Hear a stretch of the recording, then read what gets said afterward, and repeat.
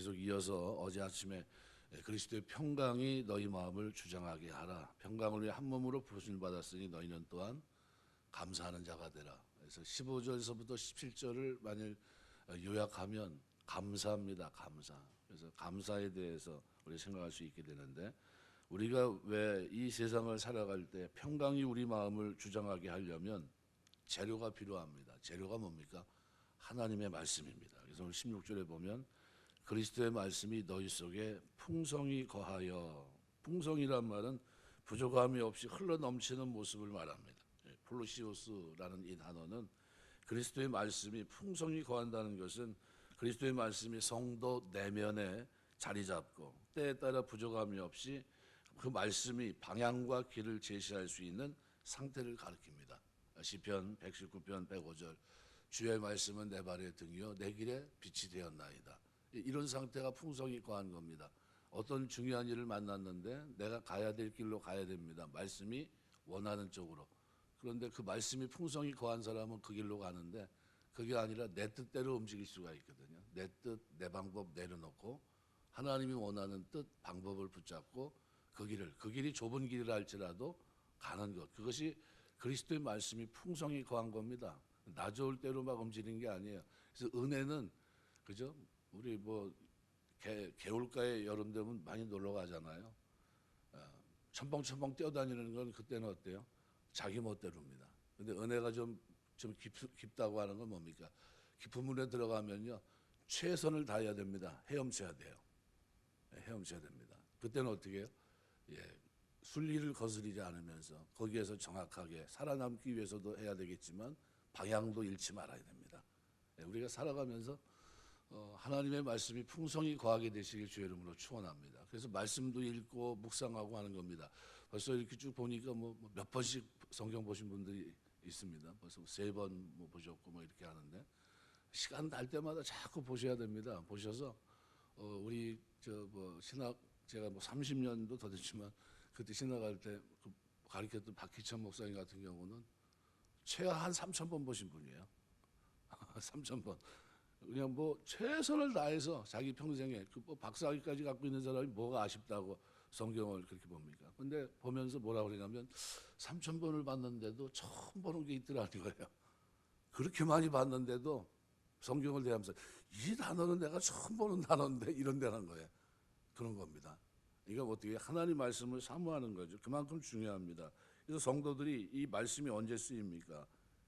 성도들과 교제할 때, 예배할 때 그리스도의 풍성한 말씀 가운데 있어야 됩니다. 그래야 올바른 방향으로 가요. 하나님 원하는 방향으로. 이것이 풍성히 거하여라는 말은 그 암흑의 안에 실제적으로 그 영향력을 끼친다는 뜻입니다. 그러니까 성도들의 마음속에 그리스도의 말씀이 자리 잡고 그에게 선한 영향을 끼친다 이런 뜻이에요.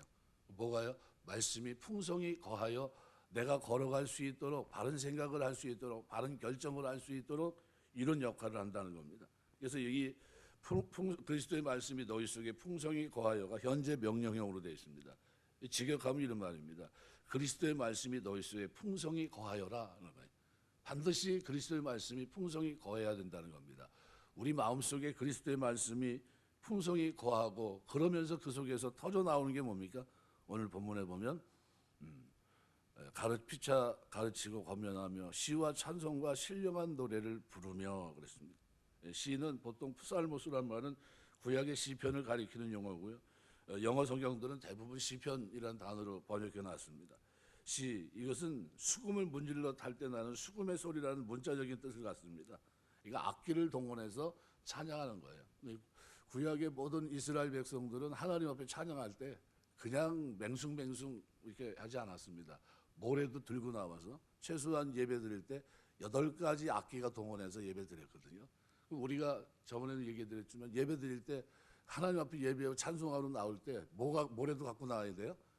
탬브림도 갖고 나오셔야 되고요. 짝짝이도 갖고 나와서 기쁨으로 해야 되는 겁니다. 트라이앵글 가지고 치면서 같이 예배드리고 그래야 되는 겁니다. 왜요? 하나님 찬양하는 게 그리 너무나 기쁜데 내가 할 수 있는 최선을 가지고 예배드리는 게 맞습니다. 참여는 휄모스란 말은 이방 세계 배경을 갖고 있지만 우리가 찬송하며 그죠? 말씀이 풍성히 거해야 찬송이 나옵니다. 이게 거하지 않으면요. 그러니까 뭐 세상 노래가 자꾸 나와요. 세상 노래가 자꾸 나오는 게 올바른 게 아닙니다. 저는 지금 우리 강도사한테 얘기해가지고 USB에다가 곡 좀 담아줘라. 한 200개 넘는 곡을 더 담았어요. 처음 듣는 것들이 많습니다. 그런데 무슨 뭐냐면 나온 지 오래되는 곡입니다. 그런데도 저는 이제 배우는 겁니다. 이제. 그러니까 차 타고 다니면서 자꾸 들어요. 자꾸 들어요. 그래서 나중에 어느 날 저기 부르는 경우가 있더라고요. 앞에서 이 젊은 친구들이 찬양을 하는데 처음 이제 접할 때인데, 그런데 그 찬양을 들으면 제가 아는 걸 노래라니까 너무 좋더라고요. 그게 한 200곡, 이쪽에 200곡, 저쪽에 한 400곡 됩니다. 그 듣는 거예요, 계속. 그래서 흥얼흥얼하면서 쫓아다니고, 우리 살아가면서 하나님 앞에 늘 찬송하게 되시길 주의 이름으로 축원합니다. 신령한 노래라는 것은 일반적으로 성가곡이나 예배 시 사용되는 성시를 가리킵니다. 프르마티카이스라는 이 단어는, 그래서 이것이 말씀이 풍성히 거할 때, 그죠? 이런 은혜가 있다는 거죠. 우리가 하나님 말씀이 여러분 마음속에 늘 풍성히 거하게 되시길 주의 이름으로 축원합니다. 그래서 이렇게 하고 그다음에 또 뭐를 합니까? 감사하는 마음으로 하나님을 찬양하고. 그러니까 감사하는 마음은 굉장히 중요합니다. 왜 15절, 17절 말씀의 감사는 이제 다른 똑같은 단어예요. 같은 어원을 갖고 있고요. 그러나 16절은 우리가 알고 있는 다른 단어입니다. 그러니까 무슨 얘기냐면 하나님 앞에 감사가 풍성해야 된다는 겁니다. 그래서 여기 15절, 17절은 어근이 같은 단어인데 세 번이나 똑같이 감사를 반복하고 있지만 유카리스테오라는 말은 동사용이고요. 15절을 감사한다는 것은 역시 여기서 파생된 명사입니다. 그래서 이 단어들 16절에서는 감사함이라는 말 카리스라는 단어거든요. 기쁨, 은혜. 그러니까 은혜와 은총에 대한 감사를 뜻합니다. 그러니까 이 단어들이 의미 차이가 거의 없음에도 불구하고 바울이 유사어를 혼용하면서 계속해서 감사할 것을 얘기한 것은 그만큼 그리스도인들에게 있어서 주어진 하나님의 은혜가 크고 다양하다고 하는 것을 간접적으로 강조하기 위해서입니다. 그래서 감사는 성숙한 그리스도인들에게 보여주는 필수적인 요소이고요. 성령 충만의 정도를 검증하는 리트머스 시험지와 같습니다. 이게 오늘 본문은 이런 의미에서 15절은 평강의 열매는 감사의 토양에서 자라고요. 하나님께 대한 찬양은 감사의 구체적인 표현임과 동시에 감사의 마음을 늘 유지하는 방편이고요. 16절. 또 17절은 모든 일에 하나님께 감사하는 삶은 모든 삶을 인도하실 것을 믿고 범사에 감사하는 놀라운 믿음의 외적 표시입니다. 그러니까 감사는 우리 범사에 감사하는 게 맞는 겁니다. 그래서 이 17절을 좀 더 우리가 의미를 부여해서 두 가지 정도를 생각하려고 하는데, 하나는 뭐냐면요, 누구 이름으로 하라고요? 감사를 예수 그리스도 이름으로. 그러니까 중요합니다. 무엇을 하든지 말에나 일에나 다 주 예수의 이름으로 하고라는 거예요. 우리가 살아가면서 저 사람은 예수 믿는 사람인가 봐 라는 말을 들어야 돼요. 예수 그리스도 이름으로 먹든지 마시든지 무엇을 하든지 다 하나님의 영광을 위해 사는 사람들이 예수 믿는 사람이거든요. 그러니까 여기 그리스도 이름이란 말은요, 요한복음 14장에 보면 뭐 뜬금없이 어느 날 저길 십자가를 앞두고 우리 주님께서 이렇게 얘기합니다. 다락방광과 아주 잘 아는 내용 아닙니까? 너희가 내 이름으로 무엇을 구하든지 내가 행하리니 이는 아버지로 하여금 아들로 말미암아 영광을 받으시게 하려 함이라. 내 이름으로 무엇이든지 내게 구하면 내가 행하리라. 뭐 굉장히 갑자기 이런 말씀하시지? 뭐 곧 떠나실래나? 뭐 이런 생각을 가질 수 있는데, 이게 주님께서 당신의 이름을 주신 거거든요. 이제 내 이름으로 이제 너희가 기도해라. 너희가 여태까지 못했지만 기도하면 기쁨이 충만하게 될 거다. 네, 그죠? 내 이름으로 구하라 자꾸 강조하거든요.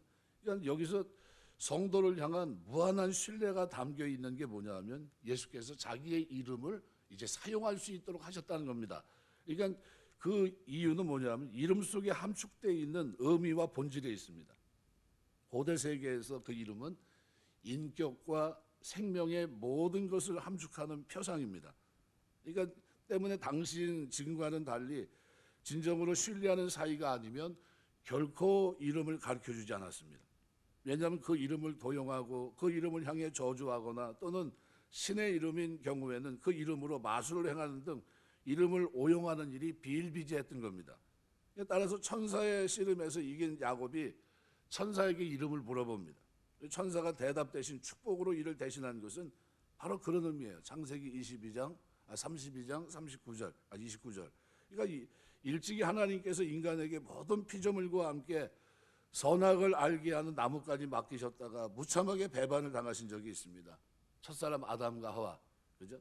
그럼에도 불구하고 이 땅에 다시 오신 우리의 죄 문제를 해결하시 오신 주님께서는 그러한 인간들에게 또다시 당신의 이름, 구약의 여호와, 그죠? 예수 그리스도의 이름을 전능하신 하나님 이름을 우리에게 맡기신 겁니다.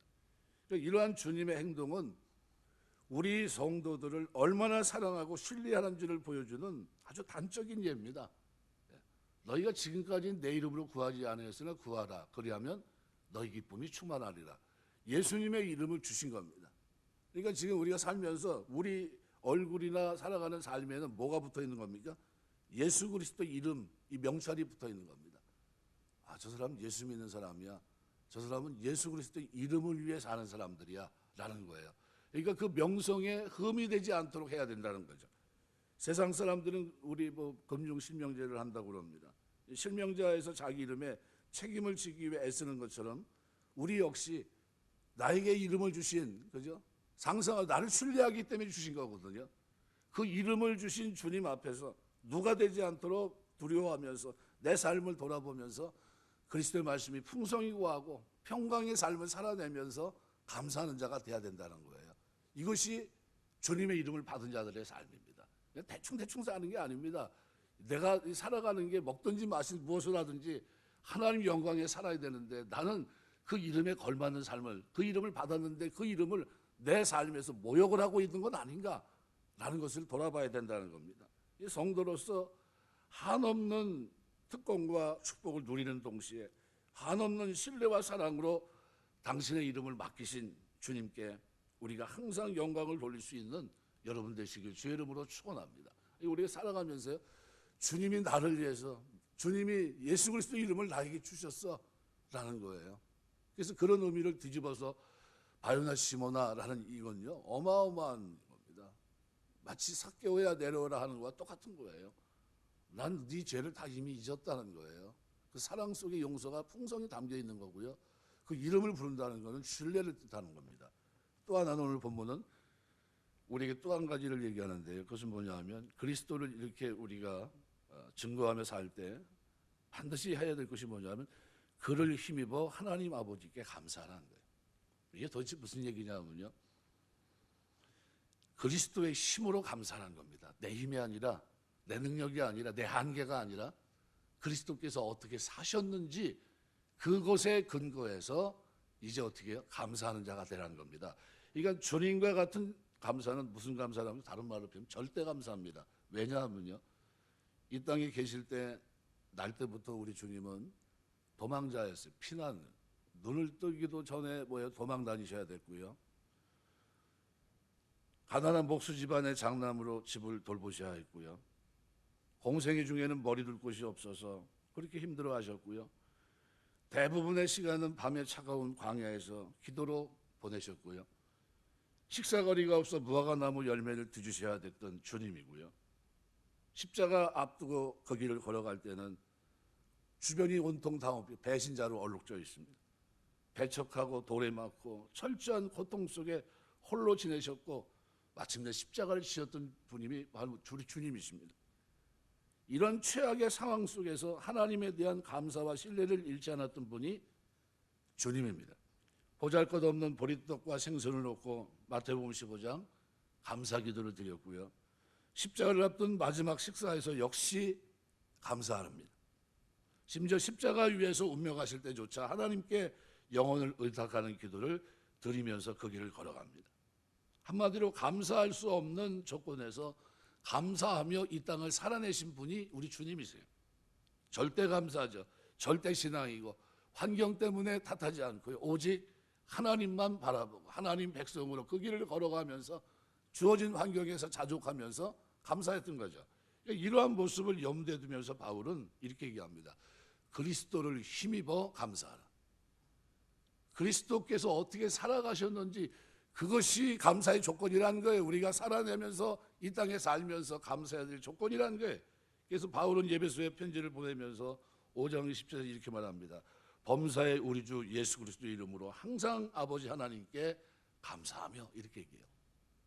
여러분, 우리 살아가면서 범사에 우리 주 예수님의 이름으로 항상 아버지 하나님 앞에 감사하게 되시길 주의 이름으로 축원합니다.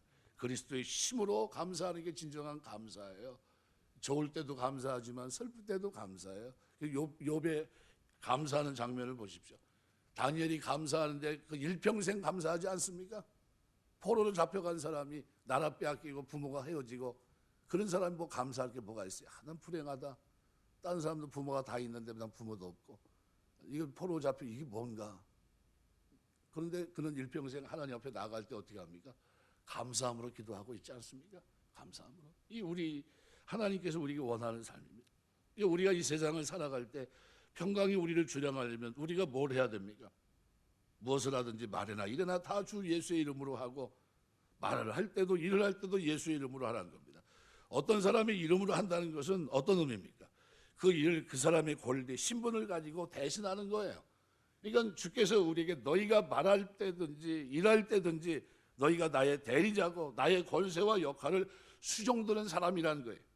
이런 정체성이 성도에게 있어야 된다는 겁니다. 성도는 예수의 이름으로 그분께서 하신 일을 대신하도록 이 땅에 남겨진 사람들, 세워진 사람들입니다.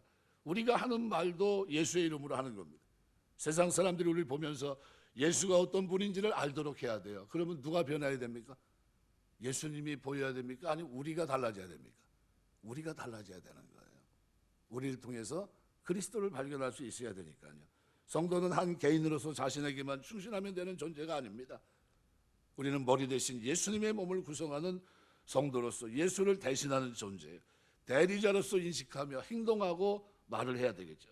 세상 사람들이 우리의 삶을 바라보면서 예수께서 우리를 저렇게 대하시겠구나 하는 생각이 느껴질 수 있도록 우리가 예수 그리스도의 대리자로 이 땅을 살아내야 됩니다. 그래서 15절에서부터 17절을 지배하는 한 단어는, 핵심 단어는 뭡니까? 감사예요. 감사. 우리가 기도하면서 오늘 하나님 감사의 이 부분을 깊이 한번 생각해 보십시오. 내가 무엇으로 감사하나? 그래서 오늘 바울은 골로새 교회 성도에게 편지를 보내면서 말합니다. 주 예수님으로 하고 그를 힘입어 하나님 아버지께 감사하라. 예수님을 힘입어 풍성히 구한 말씀 속에 시와 찬송과 신령한 노래로 하나님 앞에 찬송하고, 그것도 한 걸 또한 감사하는 자가 돼요. 이것이 우리 그리스도인입니다. 말씀을 맺겠습니다. 여기 쉔이라고 하는 히브리 말로는 쉔, 여기 오노마라고 하는 이름이란 이 단어는요, 이름을 가진 자의 인격을 나타낼 뿐만 아니라 존재가 가지고 있는 권위, 능력을 포함합니다. 그러니까 주 예수의 이름으로 모든 일을 하라고 하는 것은 그리스도의 영광과 명예를 위해 행동하라는 겁니다. 말이나 일이나 라는 말은 인간의 모든 언어, 삶 전체를 가리키는 관용적인 표현이에요. 모든 일에 예수 그리스도 이름으로 하라고 하는 겁니다. 그리고 그분을 힘입어 감사하라. 굉장히 짧은 경구같이 느껴질 수 있지만요, 그 속에는 우리의 삶이 녹아 있어야 되는 겁니다. 살아가면서 하나님 앞에 주 예수의 이 능력, 그 삶을 우리가 본받아 감사하는 여러분 되시길 주의 이름으로 축원합니다. 그 이름을 드러내며 살 수 있는 축복의 사람 다 되시길 주의 이름으로 축원합니다. 기도하겠습니다.